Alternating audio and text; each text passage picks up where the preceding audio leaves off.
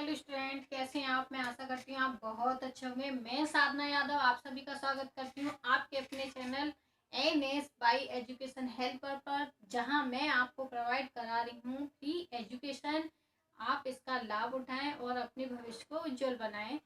तो आज हमारा टॉपिक है वो है डिस्कवरी ऑफ प्रोटॉन। इससे पहले हमने पढ़ रखा है, हमारी जो बुक चल रही है वो चल रही है क्लास 9th की साइंस एनसीईआरटी बुक, जिसमें हमने 3 चैप्टर कंप्लीट कर लिए हैं और ये हमारा 4 चैप्टर नंबर 4 है और जिसका नाम है स्ट्रक्चर ऑफ एटम। और इसमें हमने पढ़ लिया है डिस्कवरी ऑफ इलेक्ट्रॉन। अब हम पढ़ रहे हैं डिस्कवरी ऑफ प्रोटॉन।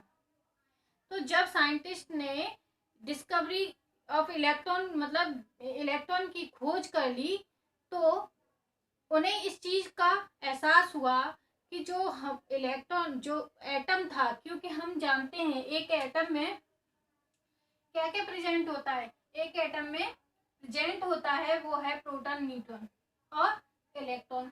जब लेकिन पहले उनको नहीं पता था कि एटम में प्रोटॉन, इलेक्ट्रॉन, प्रोटॉन और न्यूट्रॉन होते हैं।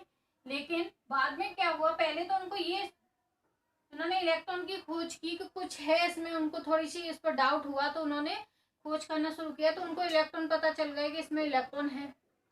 फिर उन्होंने थोड़ा और दिमाग लगाया, उन्होंने क्योंकि इलेक्ट्रॉन नेगेटिवली चार्ज होता है, इसलिए उन्होंने सोचा कि जब हमारा जो एटम है वो न्यूट्रल है, और न्यूट्रल तो तभी होती है ना कोई चीज जब वो पॉजिटिव नेगेटिव दोनों चीजें हों उसमें, ठीक है। तो उन्होंने कहा कि यदि इसमें नेगेटिव हमें मिला है, मतलब इलेक्ट्रॉन प्रेजेंट है इसमें, तो जरूर कहीं ना कहीं इसमें प्रोटॉन, जब उन्हें नहीं पता था कि इसको प्रोटॉन नाम देना है, लेकिन उनका कुछ ना कुछ पॉजिटिव भी होगा, तभी क्या हो रहा है, एटम न्यूट्रल हो रहा है, ठीक है।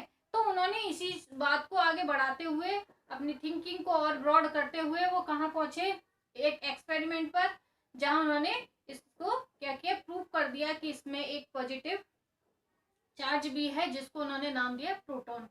तो चलो हम देखते हैं कि कौन थे वो जिन्होंने प्रोटॉन की खोज की। तो वो हैं हमारे ई गोल्डस्टीन, जिन्होंने क्या किया 1886 में प्रोटॉन की खोज की। Charge of proton plus 1.6 into 10⁻⁻⁻⁻⁰ coulomb है, और मास ऑफ प्रोटॉन जो है 1.673 इंटू 10⁻⁻24 ग्राम। पॉजिटिवली चार्ज होते हैं, इनका जो सिंबल है P+ और H+ होता है, ठीक है। इट इज अट्रैक्ट, अगर हम इनको प्रोटॉन को क्या करें, अगर हम इनको मैग्नेटिक फील्ड में ले जाएं, तो ये क्या करते हैं, साउथ पोल की ओर अट्रैक्ट होते हैं। यदि हम इसमें इलेक्ट्रिक फील्ड में रखें प्रोटॉन को, तो क्या होता है, ये नेगेटिव प्लेट की ओर अट्रैक्ट करते हैं। तो ये जो प्रॉपर्टी थी वो किसकी थी, प्रोटॉन की। और जो प्रोटॉन है वो बने किससे बनते हैं, वो एनर्ट रेस से या कैनल रेस से बने हैं या उत्पन्न हुए हैं, ठीक है। तो ये जो स्ट्रक्चर है, ये हमारे जो गोल्डस्टीन थे, उन्होंने क्या किया कि सबसे पहले एक डिस्चार्ज ट्यूब ली। ये जो हमने ये बॉक्स है, इसको उन्होंने क्या बोला, डिस्चार्ज ट्यूब, एक ट्यूब ली और उसमें क्या किया, 2 प्लेट लगाई, जिसको एक को कैथोड एक को एनोड नाम दिया, ठीक है। अब जब उन्होंने इलेक्ट्रॉन की खोज की थी, तब क्या हो रहा था, तब ये हो रहा था कि जो हमारे जो कैथोड था उससे रेज निकल रही थी और कहाँ पड़ रही थी, एनोड पर, ठीक है। क्योंकि जो हमारा एनोड है वो पॉजिटिव होता है चार्ज उसका, और कैथोड पे कैसा होता है, नेगेटिव, ठीक है।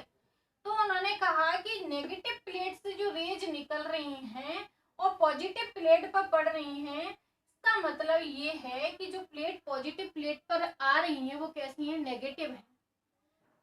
जो पॉजिटिव प्लेट पर रेज आ रही हैं वो कैसी हैं, नेगेटिव है। क्योंकि जो हमारे चार्जेस होते हैं वो पॉजिटिव और नेगेटिव चार्ज क्या होते हैं, अट्रैक्ट होते हैं, ठीक है। तो वो अट्रैक्ट होके क्या हो रहा था, पॉजिटिव जो नेगेटिव जो रेज थी वो पॉजिटिव की ओर अट्रैक्ट हो रही थी, वो इधर से इधर शिफ्ट हो रही थी, इधर जा रही थी इसको क्रॉस करके, उसके पीछे, ठीक है।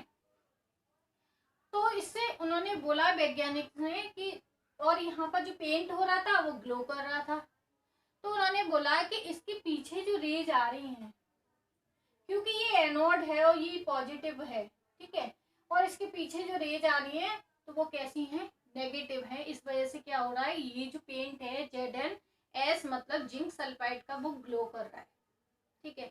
अब ये चीज जो उन्होंने, क्योंकि ये बात कब कही थी, जब उन्होंने इलेक्ट्रॉन की खोज की थी, ठीक है।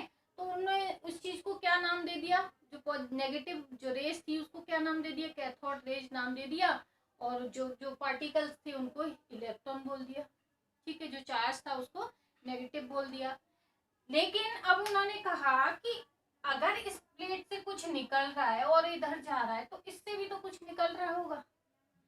लेकिन ये सारा प्रोसीजर हो कब रहा था, वोल्टेज था 10,000 और जो वैक्यूम पंप लगाई थी उससे उन्होंने इसका एयर का जो प्रेशर का रखा था वो रखा था 10⁻³ अब क्या हुआ, ये सब चीजें जब सेट हो गई तो क्या हुआ, उन्होंने ये चीज तो देख ली थी जो अभी मैंने आपको बताया, जब उन्होंने क्या किया था, डिस्कवरी ऑफ इलेक्ट्रॉन की थी, जब इलेक्ट्रॉन की खोज की थी तब ऐसा प्रोसीजर हो रहा था। लेकिन उनके दिमाग में ये चीज आई कि यदि इधर से रेज इधर जा रही है तो इधर से भी तो कुछ इधर आ रहा होगा, क्योंकि जो हमारा एटम है वो तो न्यूट्रल है।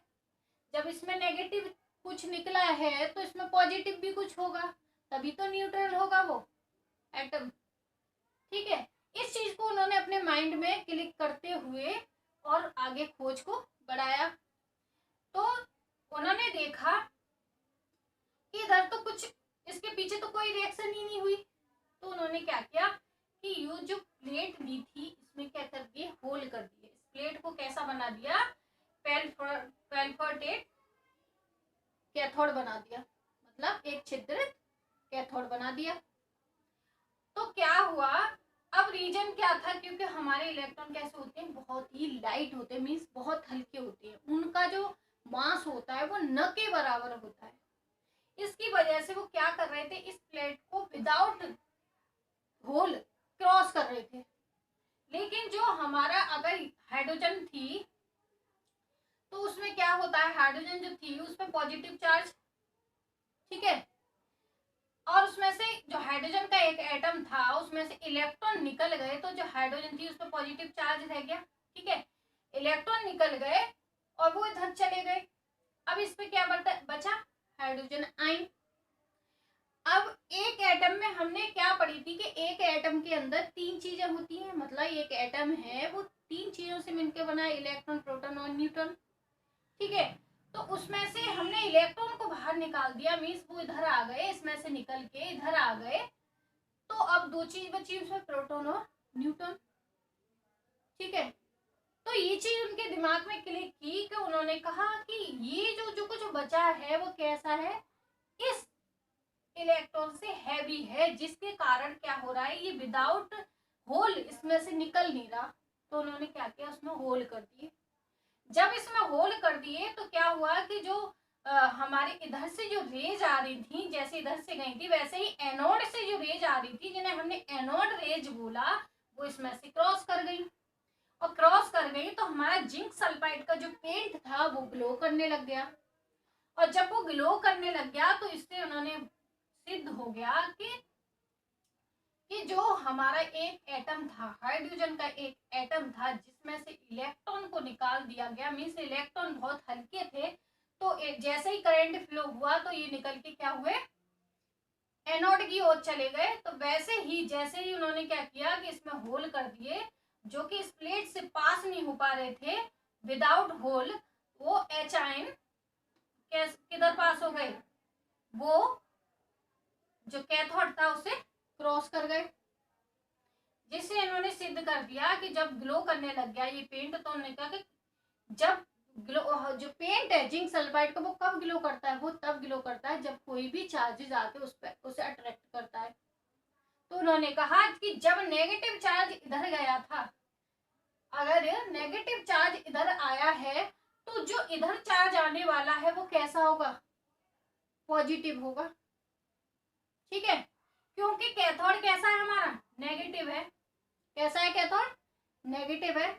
और ये जो एनोड है वो पॉजिटिव है। इस वजह से क्या हो रहा है, ये इधर को अट्रैक्ट हो रहा है। इसलिए ये जो रेज आ रही थी एनआर रेज, जो एनोड रेज थी वो कैनाल रेज थी, वो किधर आ रही थी, कैथोड की ओर। और इसमें से क्रॉस होके जिंक सल्फाइड पे पड़ी और ये कैसा होने लगा, ये ग्लो करने लग गया। इससे सिद्ध हो गया कि जो इधर से इधर जो रेज जा रही हैं वो कैसी हैं, नेगेटिव है, और इधर से जो रेज इधर जा रही हैं वो कैसी हैं, पॉजिटिव है। उसी को उन्होंने क्या नाम दिया, एनोड रेज नाम दिया।